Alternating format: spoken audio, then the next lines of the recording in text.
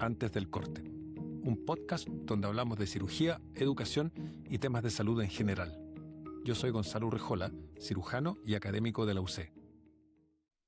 Muchas gracias, Connie, por estar con nosotros para hablar de este tema tan interesante y súper importante para los internos, pues, de ictericia obstructiva y tumores periampulares. Gracias a ti por la invitación. Yo estoy muy contenta de poder compartir algo de esto con los internos. Yo tengo que confesar, yo no sé nada al respecto. Piensa que yo egresé a la beca de cirugía hace casi 20 años, así que Puedo decir lo mismo de la coloproctología, yo creo. un mundo nuevo para mí.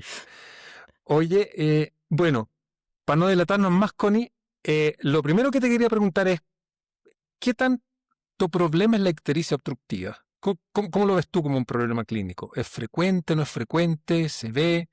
Bueno, es un motivo de consulta muy frecuente en nuestro medio. En nuestro país la patología biliar benigna, la colitiasis, la coleocolitiasis es súper frecuente, así que vemos muchos casos de ictericia obstructiva benigna, pero también vemos, mezclado con esos casos, en menor frecuencia, ictericia obstructiva neoplásica, así que ahí es un desafío saber distinguir entre ambos. Oye, y el término mismo de ictericia obstructiva, ¿cómo se distingue fácilmente de otro tipo de ictericias que no sean obstructivas? ¿Qué dirías tú que es lo fundamental ahí? Bueno, lo clave en el fondo de la ictericia obstructiva se asocia a coluria, acolia, prurito, y en el fondo alteración de las pruebas hepáticas del patrón colestásico, la fosfatasa alcalina, la GGT, eso es lo más importante. Esos son los síntomas más importantes. Sí, exactamente. Perfecto. De acuerdo. ¿Y el patrón entonces colestásico se refiere a...? Se refiere al predominio de la alteración de, bueno, además de la bilirrubina de predominio directo, en el fondo de alteración de fosfatasa alcalina y GGT que está asociado. ¿Ya? Y normalmente las transaminasas están respetadas, aunque esto no es algo tan categórico tampoco. Algunas veces podemos ver casos de ictericia obstructiva, sobre todo en coleocolitiasis, que se asocian también a alteración de transaminasa, para que también quede eso claro. Uh-huh. Y tú dijiste que la gran mayoría eran benignas, pero teníamos que tener mucho ojo porque hay algunas causas malignas. ¿Y cómo las diferenciamos y cuáles son esas causas malignas? Bueno, la clínica aquí es súper importante. Diría yo que, por ejemplo, la ictericia de la coleocolitiasis, que es de las causas más frecuentes de ictericia obstructiva benigna, normalmente es una ictericia obstructiva de mayor cuantía, es decir, bilirrubina de 3, 4, 5, 8, quizás en un caso de una coleocolitiasis muy obstructiva, a diferencia de la ictericia obstructiva maligna o neoplásica, que suele ser de mayor cuantía. Puede partir inicialmente, qué sé yo, bilirrubina 2, 3, pero siempre va en ascenso y puede llegar a niveles de 15, 18, 20. Entonces eso ya es como una primera forma de distinguir ambas. Segundo, la presencia de prurito. Cuando los pacientes tienen prurito, eso siempre tiene que llamar la atención, porque la colestasia benigna, por ejemplo, la coleocolitiasis, es mucho menos frecuente de ver, muy infrecuente. Más bien la vemos en la ictericia obstructiva neoplásica.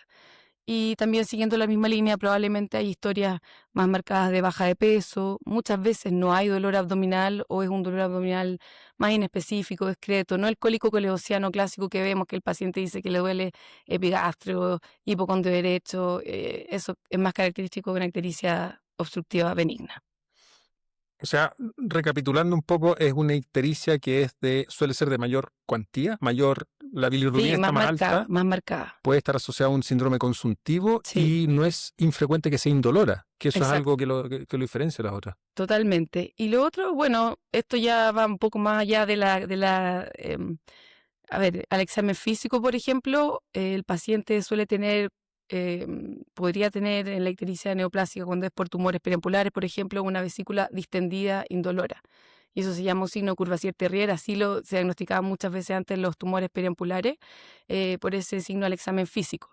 Diferente, por ejemplo, del Murphy o el dolor en el hipocondrio derecho, en la colecitis aguda, por ejemplo. De acuerdo. Oye, ¿y qué se entiende por tumores periampulares?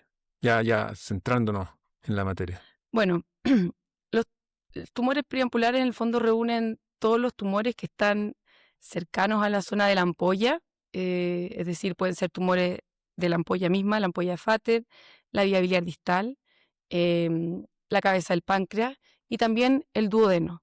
Y todas esas etiologías que son distintas y que tienen distinto pronóstico, igual clínicamente se comportan de una forma similar y normalmente la forma en la que la tratamos es la misma. Y por eso las juntamos todas, porque también muchas veces no es tan fácil entender de buena a primera qué tipo de tumor exactamente es, pero sabemos que en el fondo esas son las 4 etiologías. Hay otras causas más infrecuentes de tumores en esa zona que normalmente tienen comportamientos más benignos, qué sé yo, tumores neuroendocrinos, metástasis de cáncer renal, neoplasias sólidas pseudopapilares, pero esos son un grupo más pequeño y que tienen otro comportamiento de mejor pronóstico. Entonces, los tumores periampulares, los clásicos, son esos 4 que nombré al principio.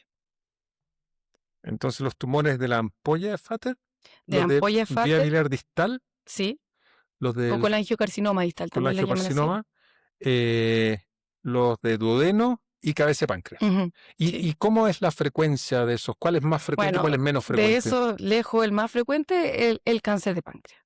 El De acuerdo. adenocarcinoma de la cabeza del páncreas probablemente son 2/3 de ese número, o sea, ese el que uno siempre piensa primero porque es el Ujú. más frecuente, justamente. Y el más infrecuente, así como para hacer la contraparte y que quede claro el tiro, es el tumor de duodeno. Ese es el que vemos con menos frecuencia. ¿Mm? Y eh, producen ictericia porque todos tapan la papila o la vía biliar distal, Sí, porque uno de repente pensaría el páncreas puede que esté un poquito lejos del duodeno, pero ¿es necesario que estén tapando físicamente papila o sí, sí, colédoco o para sea, esto? en el fondo son, por eso el fondo un adenocarcinoma del páncreas que está en la cola o en el cuerpo. A ver, en la cola definitivamente es raro que produzcan ictericia, en Ujú. el cuerpo un tumor muy grande podría también obstruir la vía biliar, pero normalmente son tumores de la cabeza del páncreas que está ahí en directa relación con la vía biliar distal y la obstruyen. O tumores del proceso uncinado, que también está en cercanía. Ujú. Sí. Los tumores de ampolla pueden tener un comportamiento clínico un poco más variable porque a veces tienen obstrucción parcial y después se desobstruyen. Ahí es un caso como un poco más especial. Ajá. Pero sí, tiene que haber obstrucción de la papila, de la vía biliar distal para que manifieste la ictericia. La ictericia posterior. ¿Y cómo llegamos al diagnóstico? ¿Cómo se estudian estos tumores? Porque me imagino que llega el paciente con un síndrome consuntivo, que lo empezaron a encontrar medio amarillo, y llega a la consulta y tú lo ves que tiene una ictericia evidente. ¿Cómo parte el estudio? Sí, bueno, ahí hay de todo, pero claro, cuando un paciente llega con la clínica así muy florida, con una ictericia obstructiva, silente, baja de peso, todo lo que hemos conversado, probablemente el estudio de elección ahí es un escáner de abdomen y pelvis que permita confirmar el diagnóstico. Y ahí es importante pedir un escáner trifásico, es decir, que tenga una fase eh, arterial, venosa y una tardía, sobre todo porque los adenocarcinomas del páncreas se ven mejor en las fases arteriales como lesiones hipodensas que captan poco contraste. Em, Alguien que tuviera menos acceso a recursos, qué sé yo, atención primaria, que también lo vemos como un escenario frecuente, parten normalmente por una ecografía abdominal, o sea, a veces no tienen acceso a un escáner y parten por una ecografía abdominal que al menos muestra una dilatación de la vía biliar. Pero si yo tuviera que elegir, es un escáner y si ya estoy bien segura que estamos buscando algo neoplásico, probablemente incluiría enseguida una fase torácica también, Ujú. corte del Y, tórax. y, bueno, un escáner o una ecografía nos van a mostrar una masa. ¿Y cómo seguimos para confirmar el diagnóstico? ¿Necesariamente tenemos que tener histología, me imagino, para No, el a ver, tratamiento? la verdad es que la respuesta así, englobando los tumores periampulares, Ajá. depende.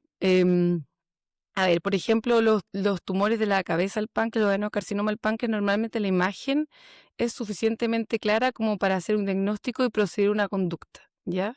Em, una biopsia de eso estaría indicada en el caso que uno quisiera administrar tratamientos neoadyuvantes, vale decir, quimioterapia o radioterapia, que se hace en algunos casos en particular. Ujú. Pero el diagnóstico se puede hacer por imágenes y uno lo podría complementar con marcadores tumorales como el CA19-9, que es una glicoproteína que producen distintos epitelios, entre ellos el del páncreas, y que se aumenta cuando existen tumores así.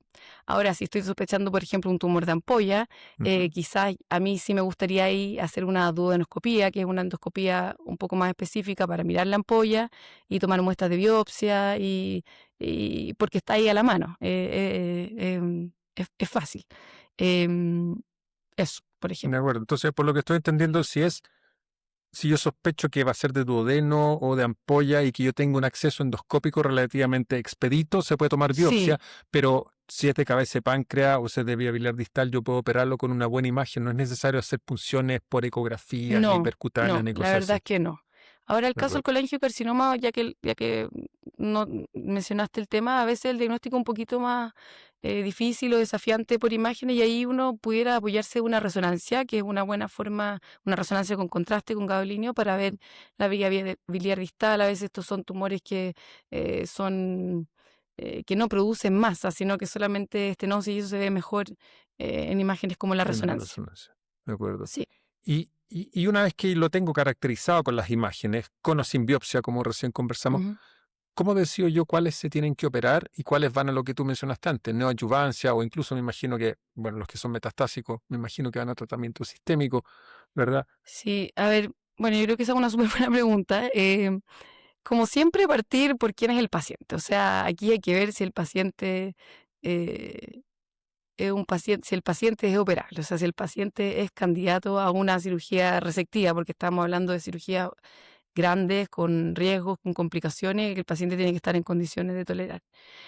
Segundo, ver en el fondo si la enfermedad está localizada o ya tiene metástasis. Cuando los pacientes tienen metástasis, que normalmente son al hígado, pulmón, peritoneales, la indicación de una cirugía con intención curativa, es decir, sacar el tumor en sí, no existe. O sea, sabemos que a esos pacientes no les hacemos ningún bien y por el contrario les traemos todas las complicaciones que se relacionan con la cirugía. Ahora, sí en esos pacientes cabe preguntarse si es que hay algo que nosotros podamos hacer para aliviar sus síntomas. Y ahí no sé si lo conversamos después como aparte, pero en el fondo los síntomas de esta ictericia obstructiva que produce muchas consecuencias, hace que los pacientes se sientan mal, tienen astenia, poco ánimo, poco apetito, se enferman de la ictericia, por así decirlo. A esos pacientes conviene ofrecerles algún procedimiento paliativo, Ujú. ya sea una prótesis biliar o una derivación biliar según corresponda, y eventualmente alguna quimioterapia si están en condiciones de recibirla. Eh, y los pacientes que no tienen metástasis y que están en buenas condiciones, después viene una tercera pregunta que es en el fondo si este tumor que está localizado compromete arterias importantes o venas, que la arteria importante en este caso sería la arteria mesentérica superior, la arteria hepática, que son arterias que están en ese, circundando esa anatomía, por así decirlo. Cuando esos compromisos existen, a veces los pacientes pueden ser de frentón irresecable o potencialmente resecable, es decir, que quizás con algún tratamiento como quimioterapia o quimiorradioterapia uno pueda llevar al paciente a ser operable.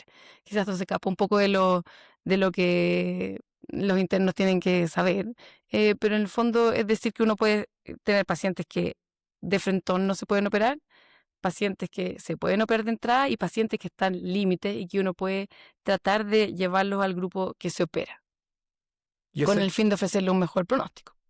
y es el grupo que tiene indicada la neoadyuvancia, a Exacto, los que quiero rescatar. exacto, es lo que se quieren rescatar. De acuerdo. Eh, sí, Y, y, y por la zona que está comprometida, duodeno, cabeza de páncreas, me imagino que la cirugía que se le ofrece, esta cirugía que no es nada muy simple ni poco mórbida, que es la famosa operación de Whipple, sí, ¿no? Que muchas veces uno la escucha y ya se nos ha olvidado, pero ¿por qué no nos cuentas como en resumidas cuentas sí. en qué consiste esta Bueno, operación? yo creo que, claro, la cirugía de Whipple, conocida también como pancreatoduodenotomía cefálica, en el fondo ahí el nombre largo resume un poco de qué se trata. Aquí lo que se reseca es en bloque la cabeza del páncreas, que es, si tuviéramos aquí un libro de anatomía, está rodeada por el duodeno, por esta C del duodeno, y ahí transcurre también la vía biliar distal. Entonces, eso es lo que se reseca en bloque. La cirugía original incluía también la resección del antro gástrico, y hoy en día la verdad es que hay gente que lo reseca, hay gente que lo preserva, probablemente también depende de la localización del tumor. Pero se puede preservar, ese es como el mensaje. Y el otro mensaje es que todo esto tiene que salir en bloque para incluir también todos los ganglios que están en esa zona, eh, porque hay que recercarlos para, en el fondo, tener un buen tratamiento oncológico del tumor. ¿Ya? Entonces, por eso, volviendo a lo del principio, los tumores periapulares los englobamos así, porque finalmente vamos a darle este tratamiento, ya sea ampuloma, colangiocarcinoma distal, tumor de cabeza de páncreas o duodeno, eso es lo que vamos a hacer con estos pacientes. Si es que los podemos operar, vamos a tratar de llevarlos a esa cirugía. Ujú. ¿Y cómo se reconstruye? Porque me acuerdo que esta cirugía tenía una fase resectiva y después una fase reconstructiva. Sí. Que Bueno, como bien interesante todo también. esto así, como le explico a los pacientes, todo esto que vamos a sacar, después hay que reconectarlo. Eso los pacientes siempre preguntan, doctor, ¿voy a poder seguir comiendo? ¿Y qué va a pasar con la bilis? Todo esto se reconecta. Y hay varias formas, pero probablemente la más clásica es el intestino, anastomosarlo a estas tres estructuras que quedan por anastomosar. O sea, es decir, el páncreas, lo que queda del páncreas, en una pancreato y una anastomosis, la vía biliar en una hepático y una anastomosis, y el píloro o el estómago en una píloro y una anastomosis, o una gastro y una anastomosis, ¿ya? Otra forma de reconstruir el páncreas es anastomosándolo al estómago, ¿ya? Pero en el fondo todo tiene que volver a tener continuidad, y de esas tres anastomosis, de esas tres uniones, la más delicada es la del páncreas, ¿ya? Porque esa es la que determina la presencia de complicaciones a futuro si es que no cicatriza bien, o como se dice en términos más médicos, si se fistuliza, si se produce una fístula pancreática. ¿Y esto se hace en configuración de IDRU? Se puede hacer en IDRU, pero lo más frecuente es una side child, que es en el fondo ascender el mismo yeyuno proximal en continuidad, y se hace primero la pancreato yeyuno anastomosis, después la hepático yeyuno anastomosis, y después la píloro yeyuno o la gastro yeyuno. De acuerdo. Sí. Oye, Connie, bueno, ha estado súper bueno, súper informativo. ¿Y qué le dirías tú como mensaje final? ¿Qué crees tú que tienen que saber, que es lo más importante que un interno tiene que saber acerca de la ictericia obstructiva? Sí, para que le dé un mensaje como en 1 minuto o menos. Uy, bueno, creo que un mensaje importante y creo que lo clave aquí es tratar de que, ya que están en la etapa de desarrollo, de que se expongan a conversar con los pacientes. Y conversando con los pacientes van a poder, tomando la historia, tomando la anamnesis, van a entender cuál es la diferencia entre el paciente benigno y el paciente neoplásico. Eso uno lo aprende con los pacientes. Y desarrollando esa habilidad de distinguir entre ambos, van a evitar cometer errores. Yo he visto pacientes que han sido derivados con dilatación de vía biliar sospechando coleocolitiasis, y en realidad lo que tienen es un tumor, y uno lo podría haber sabido si hubiera conversado con ellos antes, tratando de enfocarse en estas cosas que conversamos. O sea, prurito normalmente no es normal tener la coleocolitiasis, ictericias muy elevadas, etcétera, etcétera, etcétera. Lo que hemos dicho. Entonces, que se expongan a conversar con los pacientes y a entender sus historias. Eso. Bueno, muchísimas gracias de nuevo y esperamos tenerte por aquí en algún otro episodio, Ya. con algún otro tema Cuando digestivo quieras. alto. Cuando quieras. Ya. Gracias. De nada.